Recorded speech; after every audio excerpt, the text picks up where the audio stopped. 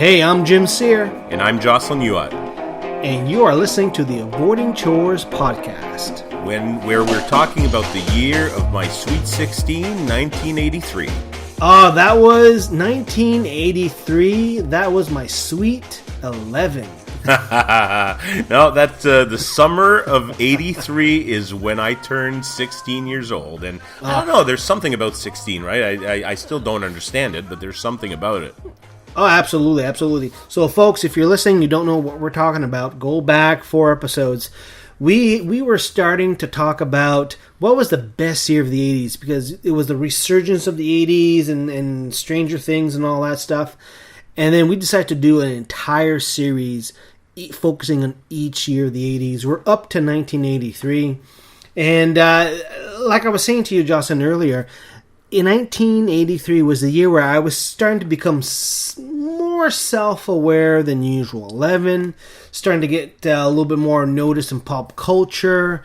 If we were to think back in sports, the New York Islanders won a Stanley Cup again. They had a dynasty back then. That's right, John McEnroe, Jimmy Connors, that was kind of like the heyday. Martina Navratilova. Yeah. That was there. Lots of stuff was happening in terms of sports. I don't know, but really, from last podcast, this was like 1980, we were in Michael Jackson Thriller. Oh, totally. Full blown, right? Billie Jean was the big song, right? Yeah, for sure. But there was, beyond sports and music and all that, there was lots happening outside in the world. That's the year that Margaret Thatcher became the prime minister in the UK, the Iron Lady, and I think really in that era, Reagan and Thatcher and Gorbachev, they kind of dominated the international political scene, and really, it was towards the end of the Cold War, of course, but it was they were such prominent figures back then. It was incredible. I actually remember a song by Genesis. I don't think it was in 1983. It was a couple of years later, where they had puppets that looked like it was. The song was called Land of Confusion. Exactly. Right. Yeah. I had the cassette. The Invisible Touch. It was the Invisible Touch. Yeah, that's right. I saw that tour. We were very close. We talked about it last time, how close we were to nuclear war in the early 80s. Yep. And there were a couple events in 83 that was kind of close, too. We had the Soviet nuclear sub that somehow got a computer glitch and thought the U.S. was attacking. Oh, right. And, in their submarine, and that was averted. We also had the Korean airliner that was shot down by Russian jet fighters, killing 270 people, up there around Korea, North Korea, that area there. Sure. So, it was tense. It was very tense. And we kind of forget about it. Again, this was pre-Twitter, cable news for us. We were up in Canada. We didn't necessarily got CNN or get the updates quite as quick. We get things delayed, right? Another thing that came out, which was the funny on the flip side, the Hitler Diaries. Do you remember that? No, I don't. Oh, this is when some dude claimed that he found Adolf Hitler personal diaries. Really? I don't remember that at all. Yeah, Time magazine, it was other thing. Of course, people found out that it was fake. It was all a hoax. But it was, it made some good fodder for sure. Hey, listen, all that kind of heavy topics on the lighter side. In 83, Swatch introduced their first watches, and they became ubiquitous. They still are. But I owned a Swatch watch in the 80s that I bought with, one of my first paychecks of one of my summer jobs, because they were cool. Really? They were cool. I was not allowed. Swatch looked weird to my parents. However, they allowed me to buy a pair of Ray-Ban sunglasses because Risky Business was out. Tom Cruise sliding across wood floors in his socks in the freaking t-shirt or dress shirt, whatever. That's right. So I remember we were down. I was down and behind of a Ford Ranger in the little cab in the little itty bitty seat. I was 11. I could fit.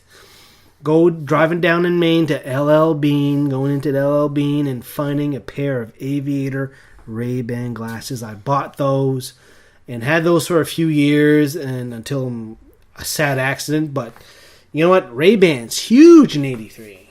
Hey, and they're still huge today. And I'm pretty sure that the price you paid in '83 was a whole lot easier on the wallet than the Ray-Bans are today.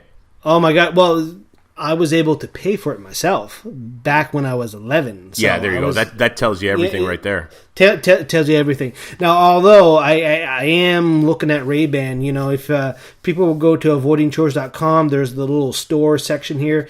There's a couple Ray-Bans that look pretty interesting. But anyway, that's beside the point. The point is, Ray-Ban has continued to be a stylish item. But you know what? Another stylish item that started, 83, maybe a little bit later for us up in our neck of the woods in the northern territories. Boom boxes. Boom boxes, yeah, absolutely. Boom boxes started to get. This is where at Christmas time you say, I don't want a full component stereo system. I would like this rectangle cube thing that would have 2 speakers at each side, a cassette deck or 2, and AM/FM radio. Or 2. Yes, the ones that had 2. That's funny. You could copy from one cassette to the other. I was more of the component stereo system guy. Were you? Yeah, geez, I was I've always been a big music fan, and that's like I said, that's the summer I turned 16, and music was really important to me. Which let's talk about the music of 1983. Absolutely. Arguably the biggest band back in '83. Band, I mean, not artist, but the biggest band was The Police, and they released that year Synchronicity. The big single was Every Breath You Take. Huge. And what's incredible about that band is that after that monstrous album, I mean, they were doing tours in major stadiums like Olympic Stadium in Montreal, for example. And after that album came out, they just called it quits. Crazy. At the top of popularity. It was 83 going into 84, maybe a little bit of 82, but 83 was a huge year. I mean, okay, you're talking about The Police. You're talking about... we had talked about Michael Jackson earlier. David Bowie, Let's Dance album came out in '83. Yeah, and that was Bowie reinventing himself once again. And it's funny. Back in '83, when that came out, I was a rock guy. I liked rock. I liked hard rock, heavy metal, Rush. Ozzy Osbourne. Ozzy Osbourne was big that year. And when Bowie came out with Let's Dance, I was like, no, God, no, David, what are you doing? And honestly, today, you go back and listen to that, and it's genius, really. And I was just kind of set in my ways back then. I remember listening to that. I had it wasn't quite a boombox, but it was a cube. It had a 33 LP turntable at the top. And this was when all our family, because we're, French Canadian, Jocelyn, Christmas time, we all come to houses, and every night, Christmas Eve, Christmas Day, Boxing Day, we all go to each whatever house and party and stuff like that. I remember one of my cousins got as a gift the David Bowie LP, and we were playing it on my turntable. That was my first exposure to David Bowie, was that Let's Dance LP. Yeah, and the turntable thing. A lot of people had, at that point, switched to cassettes. I did not. I was a staunch supporter of the vinyl LP, and I had like a couple hundred of them by that point. And I loved looking at the cover art and reading the liner notes. And, that was my thing. I was actually, a few years later, I was actually sad that CDs came out. I adopted them quick, but I missed the full-size art of the LP records. Well, it's funny because back then, or then, that's when I started getting an interest in LPs too.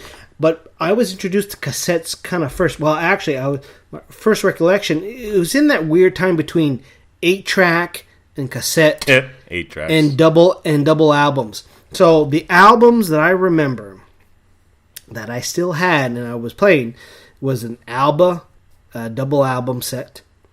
The Saturday Night Fever soundtrack, double album set. The Muppets Christmas Carol. Oh, man. And let's see, what was the other one? Yeah, those are the big 3 LPs. So you were kind of going back to the 70s there with some of the stuff you were listening to. Well, the thing is, we were getting stuff... Well, yeah, you were. We were getting late stuff there. late. Yeah. We were a little bit late when stuff got to us. So, but then you contrast that to we're well into the MTV stage, the Eurythmics, Sweet Dreams. That was like a video staple. Bonnie Tyler, Total Eclipse of the Heart. Lionel Richie with his videos. He had his huge album back then. Paul McCartney and Michael Jackson say that video. Oh yeah, no kidding. You know what? I think for me, and we discussed it in the 1982 podcast. I feel that the 80s sound of music started in 82, probably with the Human League, but it really took off in 83. You had Culture Club, and you had Duran Duran, and you had Big Country, and you had, like you said, Lionel Richie.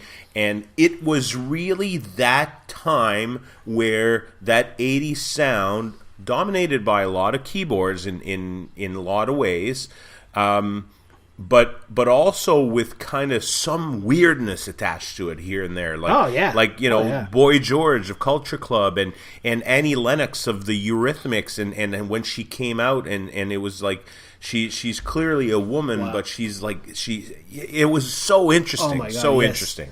Well, it's funny. This past weekend, the little one, she's 4. She's starting to like music and starting to dance. So I figured, let's find on YouTube an 80 dance playlist so she can dance to, so she knows MC Hammer, and we'll cover that, maybe when we do the 90s or whatever. But, I figured the 80s a nice little dance set or whatever. Well, you know what? Culture Club came out, right? And then she's staring at the screen, and she's like me. When I was watching Culture Club, I was confused. Yeah, for sure. You weren't quite sure, right? I wasn't sure, but, music was good. And you know what? That's fine. And same thing with Eurythmics. That was... When I was 11, that was weird. That was... Yeah, it's anyway. for you in your neck of the woods, and I say the woods. It was literally the woods, folks. It was. Listen, we're running long. We had lots to say, but just a couple words on some of the movies that came out that year. And we already talked in our resurgence of the 80s episode. We talked about war games already, but Star Wars Episode 6, Return of the Jedi. Saw in the drive-in. Yeah. Oh, yeah, in the drive-in. Awesome. With the Ewoks. And listen, as bad as the Ewoks were, they were way better than Jar Jar Binks. So I'll just put that out there. But, probably from a pop culture / big screen or small screen entertainment, arguably as big as Return of the Jedi that year was the last episode of MASH airing. That's right. I watched it. Yeah, same here. Huge. Same here. It was huge. MASH, we watched. Yeah, I think to this day it is still the highest watched TV show ever. I might be wrong, but I think you have it. I think you're correct with that. Unbelievable. It was huge because back then the syndication started earlier, right? So I was watching MASH daily. Sure, absolutely. You know, on affiliate stations, whatever. But you know what, Jocelyn? You know, you're talking about a couple of movies. Hey, I'm looking at some of the toys. This was 83 was the year of the apocalypse, where you had Cabbage Patch Dolls, Care Bears, and My Little Pony. Oh, jeez. Really? Already? Yes, wow. I'm surprised. yes. I'm surprised. Wow. But Trivial Pursuit came out. So that, at least something good came out. I've played that a lot. All right, you know what? Let's wrap it up for this. We're going to continue for 1984 in the next episode. Folks, if you like this podcast, like this overall podcast, go over and give us a review and rating on Apple, Stitcher, Google Play. You can look at past episodes on avoidingchores.com. You can follow us on social media, Facebook. Just do a search for Avoiding Chores.